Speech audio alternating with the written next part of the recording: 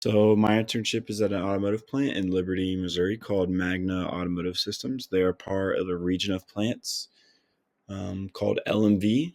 So the three plants work together to produce final um, the final part, which is assembled at the plant that I'm at in Liberty, and that part is the Ford uh, Transit frame. So what do I do at my internship? Well, every day looks different for me at Magna. Most days I start out by entering training records into the systems, and then after that, sometimes I'll go out onto the floor of the plant, or sometimes I'll continue doing things on the computer. Last week, didn't get to do a whole lot, snow and such. I just When I got back, I had a lot to catch up, putting in training records, and also I had to do some work on an Excel sheet, just looking to see who had done certain trainings for uh, the new year, because they're starting to expire. So those employees will have to completely retrain like they've never learned it before, instead of just getting the shorter version of a retraining while they're still within the window to be able to do that. So here's a video of what it looks like for me coming into Magna. So I'll scan my badge, and then I will come in and come to the left. And then after a short walk, I get to the desks and I come back here. So all the desks at the back are everybody that's on the team that I work with. And then this is what my desk looks like. And then this video is what the plant looks like when it's running. So that's the forward side of the plant running. And then this is Nick and I messing with these fans right here. So we were trying to get those running because currently the hot air that they are paying for is just going to the top of the building. So we're trying to get the fans to push them down. So more about Magna. Magna is a company that does many different things in the automotive industry. They have plants that make parts like chassis, powertrain, seating. The seating plant is actually very close to the plant that I'm at. It's in Excelsior. It's older than this plant, but they don't put out as much products. And they also make driver assistance systems and many other things. Magna was founded in 1957 in Ontario, Canada, and Magna employs over 158,000 people in North America, Africa, Asia, and Europe. The plant that I am at in Liberty, I believe, employs around 340 people. They did recently have to let go quite a bit of people because they lost GM, one of their customers. So that side of the plant no longer runs at all. So the team that I work with at Magna is called the World Class Manufacturing Team. It's WCM for short. And WCM is one of the smaller teams within the plant at LMV. There's only about 6 people, including myself and Merrill, who is the supervisor of the team. He's the World Class Manufacturing manager. And so on this team, we have Katie and Nick, who I work with the most. Katie is the training and orientation coordinator, and Nick is the energy and sustainability champion.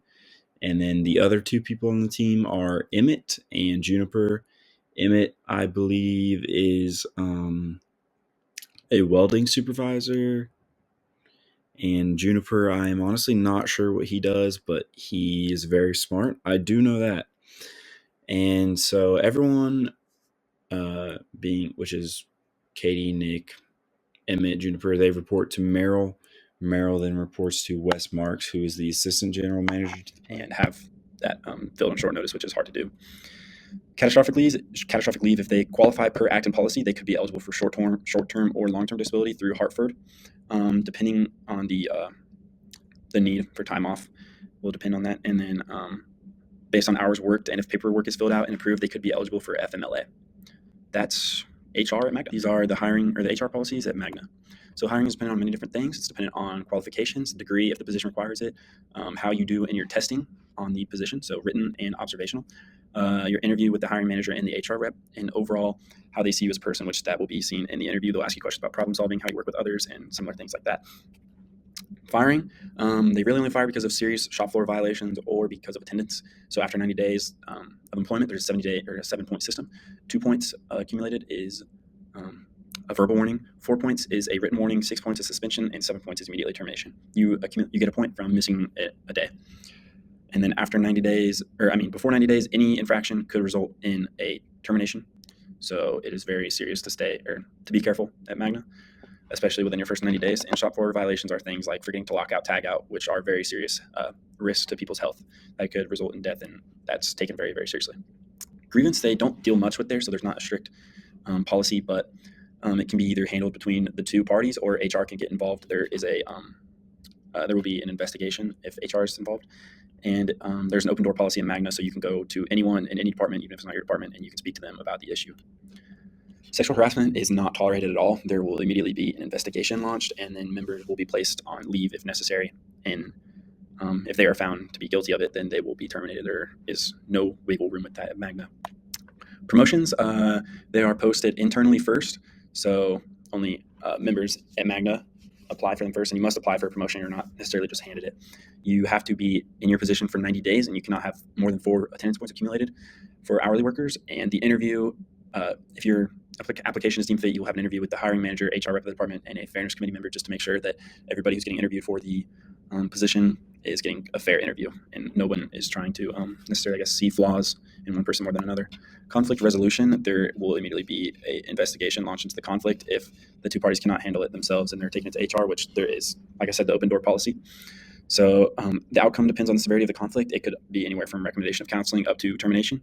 And something that Magna does to prevent conflict is no family to family reporting. So if a son and father both work together and the father is supposed to be who the son reports to, he will not report to him. He will go and report to somebody else who will then report to him. This is an attempt to prevent conflict. Benefits, health and life insurance. Every full-time employee is eligible. Paid time off is eligible after 90 days worked. And as you have worked longer at Magna, then you will be eligible for more time.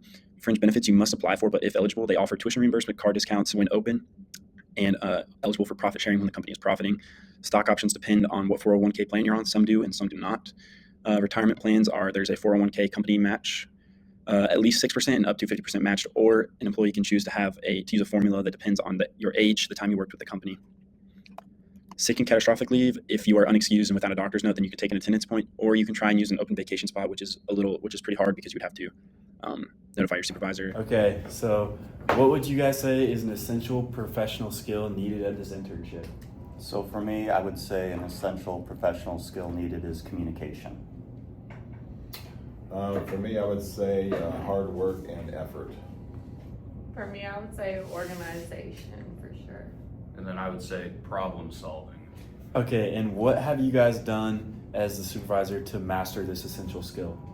I would say when it comes to communication, a lot of practice. So whether it's through emails, whether it's through one-on-one interactions, I try to make sure that I spell things out to the best of my ability, but to try to reduce any misunderstandings when it comes to communication. With the many jobs I've had, from starting at the bottom, working my way up, taking opportunities when they come, advancing. For organization, the way I master it is making sure I have a lot of different charts that keep everything organized, update them as soon as possible, and a lot of Excel training. For problem solving, I like to think outside of the box, leave no stone unturned, utilize all the resources that you have internally, but don't be afraid to go out and earn a certification along the way to learn a little bit more. Leverage a skill gap to your benefit, and never settle. And finally, what advice can you give me to master this essential skill? Okay. So when it comes to communication, I would say practice is key. The more interactions you have with coworkers, teammates, to make sure that you're getting enough information across, and also that you're comfortable, whether it's speaking in small groups or large group settings. Continue to practice. I think it's when you take responsibility for the decisions that you have to make, and then you learn from mistakes that you might make, and not make them again. So you learn from your mistakes. For advice, I would say take a lot of trainings that can help you. Excel training, of course, for organization, and then be collaborative. Ask for help. Go out there and get other people's opinions on how they are organized as well. I kind of mentioned this on the last one, so never settle. You know, another good one would be don't be afraid to find a mentor, maybe internally or outside of the organization. Reach out, you know, especially if there's a skill gap. Point is problem solving. You got to do it. All right, thank you guys. This is what some of the work looks like that I do at my internship at Magna Automotive Systems. So when I'm working with Nick Mahoney, who's the energy and sustainability champion at Magna, that's when I get to go out on the floor and like actually experience what the building looks like when it's running. So this is what the Ford side looks like when it's running. You can't see a whole lot happening, but I get to walk around and I get to see all the different parts that are moving, the robots. There's a lot of robots there, so that's pretty cool to see. And then this is us doing some hands-on work with the fans that they have. We were getting ready to implement using them on the Ford side to heat up the plant, and we were trying to figure out what setting to put it on so that it didn't create like an annoying breeze for the floor workers. And then this is what, when I'm working with Katie Bourne, who is the training coordinator at Magna, this is what it typically looks like. So they have a system at Magna that I use to put training records in. And so here I have the document of the training. It really just varies. This one in particular is a forklift retrain for a floor worker. So I come over onto their application and I find the training option for forklift retrain, and then I select the date which it happened and the end date. The end date is always the same day. There's no trainings that last more than one day. And then the class capacity, usually one person, but they can run up to be about 40 people. And then I assign the employee that completed the training, and then I attach a file with the document to prove that they completed their training. And then over here is one of the documents that's larger. I'd say that document is about 20 people.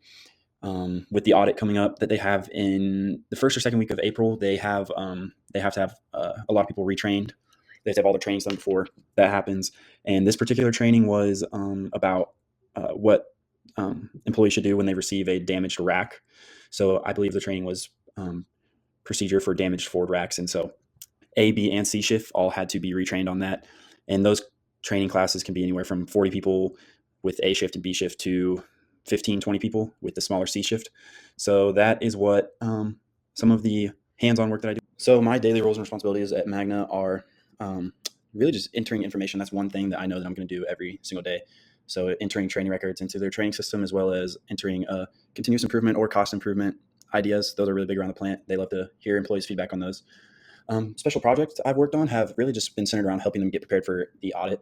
So I've worked a Excel matrix, making sure that every employee has their certain trainings that they need, and that the area leads have their HR trainings done and such. Professional skills that I've learned while I've been at the internship have been communication and collaboration. I work with Katie on a lot of different things. So communication definitely comes very handy, helpful whenever I need help or I need to ask a question. And then collaboration goes right alongside that. We work together on a lot of things. I work with Nick on a lot of things as well, trying to figure out energy things around the plant, whether it's about water usage or energy usage. Professional skills I had prior, I've been very good about time management, just since I've always had to balance out baseball and school for most of my life. The relationship with my supervisors it's very good. We're able to talk about work stuff, as well as they love to chat about baseball, ask how the week's going, how the season's going. So it's a really nice relationship I have with them. The most valuable area has been learning how the plant runs. I really wanted to learn about it when I was coming into this internship, and I definitely have got a deeper understanding about it. But a part that has been a miss has been not working the line. I kind of got told that I would get to since I'm 18 at the interview, but I have not gotten to work the line. And overall, would I recommend this? Yes, I would recommend this to a future associate, because it's a very interesting internship, and you get to learn a lot, especially if you know that this is a field that you want to go into.